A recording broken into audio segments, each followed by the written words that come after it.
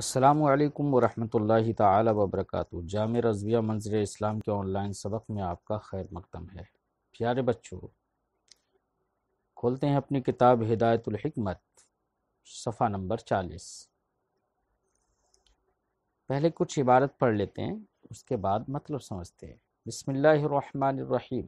ہدایت: الحبۃ المرمیہ الی فوق عند نزول الجبل تنتہی حرکتها إلى السكون ولكنه غير مانع لحركة الجبل لأن سكونها آني وحركة الجبل زمانية وليس بينهما ممانعة۔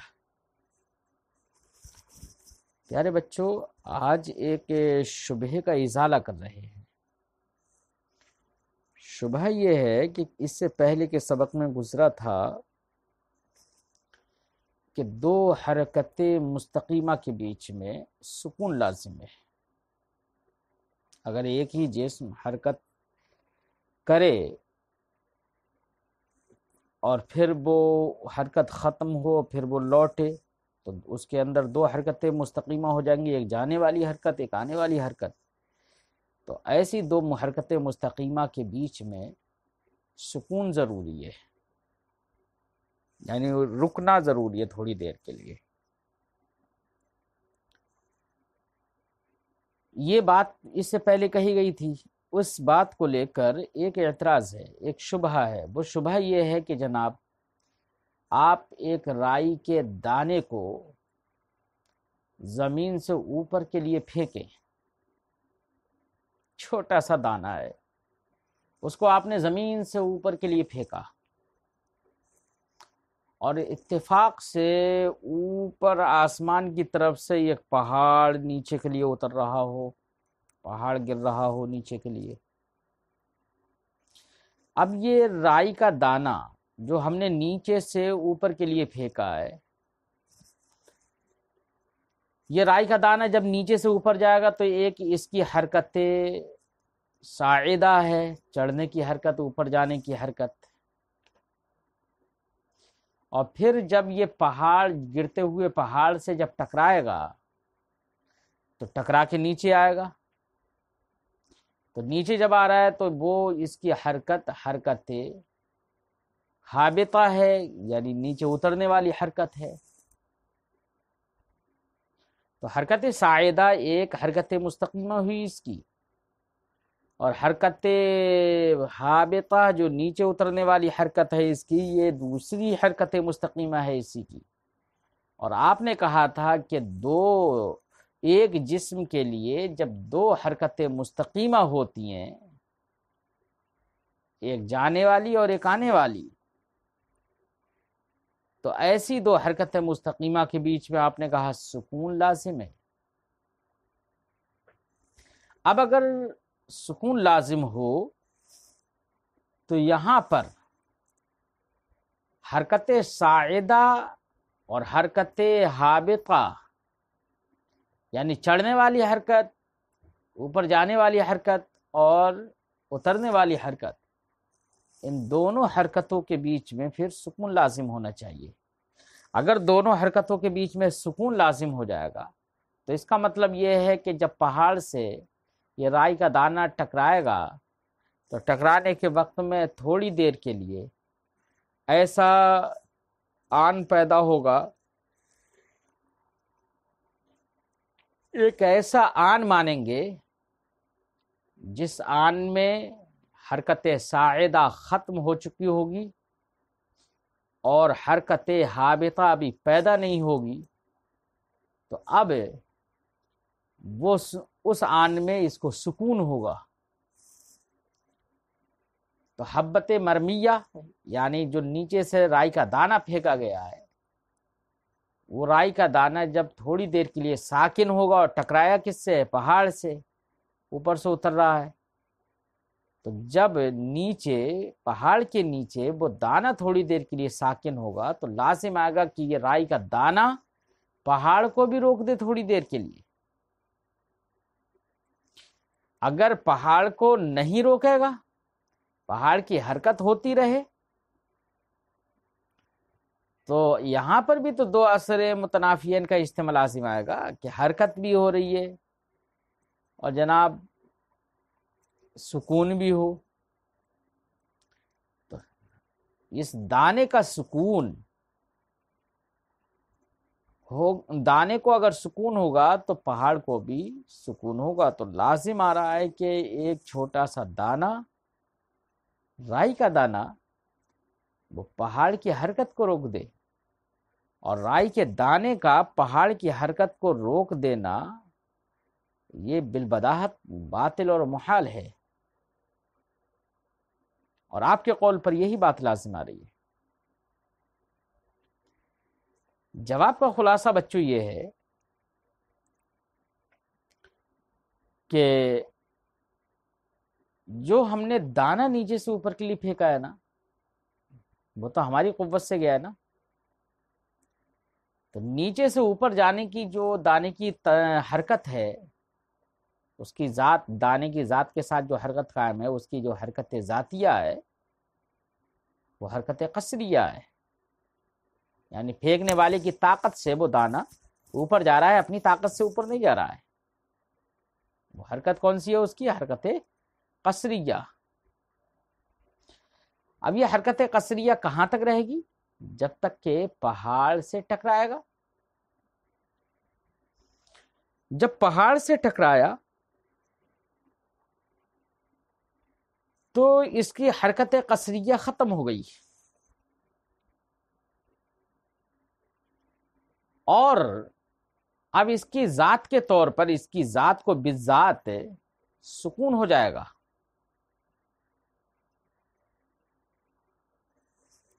پھر ادھر سے جب یہ دانہ پہاڑ سے ٹکرا کے نیچے کے لیے لوٹے گا تو اس کی حرکت ہابطہ جو ہے وہ اب اس صورت میں اس کی حرکت قصریہ نہ رہی، بلکہ یہ حرکت طبیعیہ ہو گئی اس کی.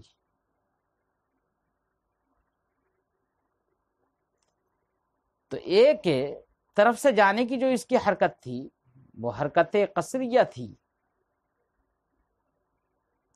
اور دوسری طرف سے جو حرکت آ رہی ہے، جو حرکت ہو رہی ہے، وہ حرکت قصریہ نہیں بلکہ حرکت ذاتیہ ہو گئی. اب وہ حرکت طبیعیہ ہو گئی. ایسے ہی پہاڑ جو اوپر سے اتر رہا ہے، اس پہاڑ کی حرکت ذاتیہ ہے، اور اس کے لیے جو سکون ہوگا وہ سکون ذاتی نہیں ہوگا، بلکہ وہ سکون ایکانی ہوگا. تو ایسے سکون، اور تو اب یہ جو سکون ہے جناب، یہ سکون عانی ہے یعنی ذاتی ہے، حرکت جبل ایک زمانی یعنی ذاتی ہے. تو دونوں کے درمیان کوئی منافات نہیں ہے، کوئی ممانعت نہیں ہے. ایسا ہو سکتا ہے کہ حرکت بھی ہو اور سکون بھی ہو، کیونکہ کسی جگہ پر اگر حرکت بالعرض ہو، مثال کے طور پر حرکت بالعرض ہو اور سکون بالذات ہو، تو دونوں کے درمیان کوئی منافات نہیں ہوتی ہے. اور یہاں پر بالکل ایسا ہی ہے کہ اس دانے کا جو سکون ہے وہ سکون ذاتی ہے، اور پہاڑ کی بنا پر، پہاڑ سے ٹکرانے کی بنا پر جب اس کے لیے حرکت ہابطہ ہو رہی ہے، نیچے اترنے کی حرکت ہو رہی ہے، وہ حرکت اس کی بالعرض ہے، پہاڑ سے ٹکرانے کی وجہ سے ہو رہی ہے نا، نیچے پہاڑ نیچے ڈھکیل کر لے کر آ رہا ہے، وہ حرکت اس کی حرکت بالعرض ہے. تو سکون بالذات، حرکت بالعرض، تو ان دونوں کے درمیان کوئی تنافی نہیں ہے. کہاں تنافی ہوگی؟ جیسے کہ آپ نے دیکھا ہوگا کہ کوئی شخص کشتی میں بیٹھے تو کشتی میں بیٹھنے والا شخص بذات ساکن ہوتا ہے، اس کی ذات حرکت نہیں کرتی ہے، لیکن بالعرض متحرک ہوتا ہے۔ کیسے؟ کیونکہ کشتی میں بیٹھا، کشتی چل رہی ہے، تو کشتی کے واسطے سے یہ متحرک بھی ہے اور بالذات ساکن بھی ہے، خود کچھ ہل بھی نہیں رہا ہے۔ ایروپلین میں کوئی شخص بیٹھا ہوا ہے اپنی سیٹ پر، تو بذات دیکھیے وہ ساکن ہے، بالکل نہیں ہل رہا ہے، بیلٹ سے بندھا ہوا ہے، بذات ساکن ہے۔ اور چونکہ ایروپلین چل رہا ہے، وہ حرکت کر رہا ہے، اس کے واسطے سے یہ بھی ایک جگہ سے دوسری جگہ جا رہا ہے، تو یہ بالعرض متحرک ہے۔ تو جہاں پر بذات سکون ہو اور بالعرض حرکت ہو تو ان دونوں کے اجتماع میں کوئی تنافی نہیں ہے، کوئی ممانعت نہیں ہے۔ بالکل اسی طریقے سے یہاں پر بھی ایسا ہی ہے کہ جو دانہ پھینکا گیا ہے، وہ دانہ جب پہاڑ سے ٹکرائے گا تو اس کا سکون ذاتی ہوگا، اور پھر لوٹ کے آئے گا تو اس کی جو حرکت مستقیمہ ہو رہی ہے وہ حرکت بالعرض ہو رہی ہے۔ تو اب یہاں پر دونوں حرکتوں کے بیچ، اس رائی کے دانے کی دو حرکتیں ہو گئی، حرکت ذاہبہ یعنی حرکت شائدہ اور حرکت حابطہ، دونوں حرکتوں کے بیچ میں سکون جو ہوا وہ سکون ذاتی ہے۔ جب سکون ذاتی ہے، اس کے برخلاف جو پہاڑ کی حرکت ہے وہ حرکت ذاتیہ ہے۔ یہ سکون ذاتی حرکت ذاتیہ کے منافی نہیں ہے، ممانعت دونوں کے درمیان کچھ بھی نہیں ہے۔ کیوں؟ اس لیے کہ دانہ کے لیے سکون ذاتی ہے، لیکن حرکت تو بالعرض اس کے لیے ہے ہی۔ ایسا نہیں ہے کہ سکون ذاتی ہے تو اس کو حرکت بالکل ہو ہی نہیں رہی ہے، وہ ایک ہی جگہ پر رکا رہے، رکا نہیں رہے گا۔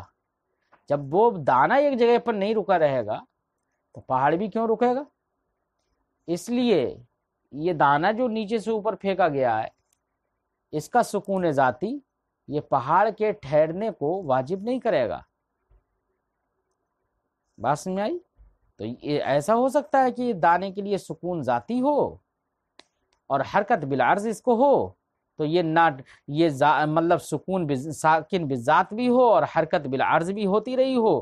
جب حرکت بالعرض اس کے لیے ہوتی رہے گی تو یہ ایک جگہ پر رکے گا نہیں، بذات ساکن ہوگا اور بالعرض متحرک رہے گا۔ جب بالعرض یہ متحرک رہے گا تو پہاڑ اس جگہ پر پہاڑ کا رکنا لازم نہیں آئے گا۔ جیسے کہ کشتی میں بیٹھنے والا آدمی بذات ساکن ہے اور بالعرض متحرک ہے،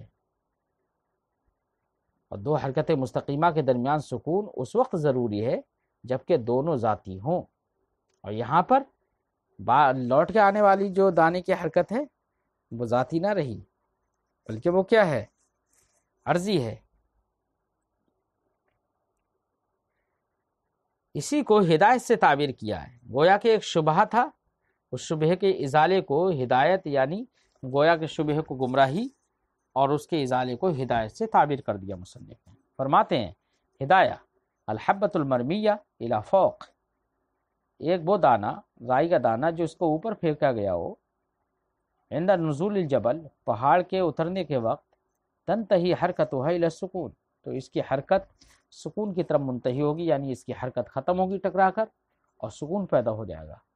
وَلَكِنَّهُ غَيْرُ مَانِعٍ، لیکن یہ حرکت، یہ سکون، یہ حرکت جبل کے لیے معنی نہیں ہے، روکنے والا نہیں ہے حرکت جبل کو۔ کیا آپ کہیں کہ حرکت جبل پہاڑ کو تھوڑی دیر کے لیے روک دے گا؟ کیوں معنی نہیں ہے؟ لِأَنَّ سُكُونَهَا آنِيٌّ، کیونکہ اس حبت مرمیہ کا جو سکون ہے وہ سکون ذاتی ہے، اور سکون ذاتی ہے۔ اب پہاڑ سے ٹکرائے گا تو اس دانے کے لیے جو حرکت ہو جائے گی وہ حرکت عرضی ہو جائے گی۔ وہ حرکت الجبل زمانیہ، اور پہاڑ کی حرکت حرکت ذاتیہ ہے۔ کیا ہے پہاڑ کی حرکت؟ حرکت ذاتیہ، اس کی حرکت حرکت عرضیہ نہیں ہے۔ تو پہاڑ کی حرکت حرکت ذاتیہ ہے، وہ حرکت ذاتیہ نہیں رک سکتی. کیوں؟ اس لیے کہ دانے کو حرکت عرضیہ حاصل ہو چکی ہے. تو جب دانہ ہی نہیں رکے گا بالعرض، وہ بھی حرکت کر رہا ہے گرچہ بالذات سکون ہے، تو اس لیے ان دونوں کے درمیان کوئی تنافی نہیں ہے. وہ بھی نہیں رکے گا، اس لیے پہاڑ بھی نہیں رکے گا. وَلَيْسَ بَيْنَهُمَا مُمَانَعَةٌ، دونوں کے درمیان کوئی ممانعت نہیں ہے.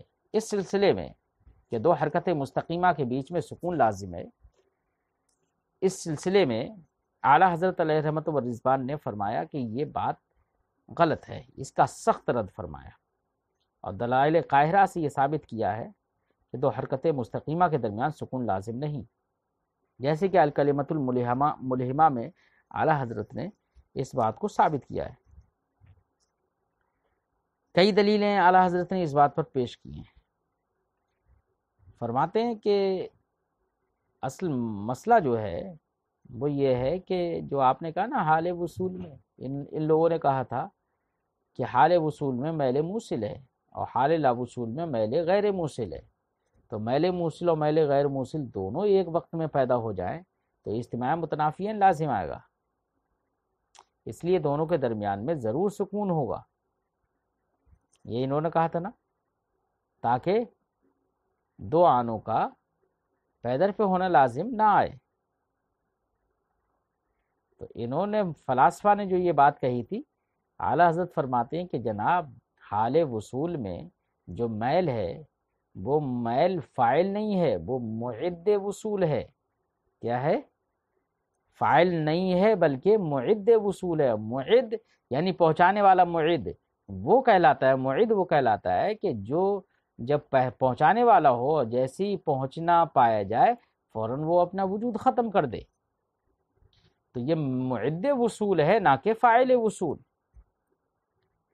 تو آنے وصول میں اس کا وجود کوئی ضروری تھوڑی ہے کہ پورے آنے وصول میں اس کا وجود رہے، بلکہ جیسے وصول ہوتا رہے گا ویسے اس کا وجود ختم ہوتا رہے گا. اسی لیے اعلیٰ حضرت فرماتے ہیں کہ اس کا عدم ضروری ہے. تو اب دوسرا میل اسی آن میں پیدا ہو جائے، ہو کر بلا فصل زمانہ دوسری حرکت دے دے، تو ایسی صورت میں کیا حرج ہے؟ نہ میلین کا اجتماع ہوگا نہ حرکت کا انقطاع.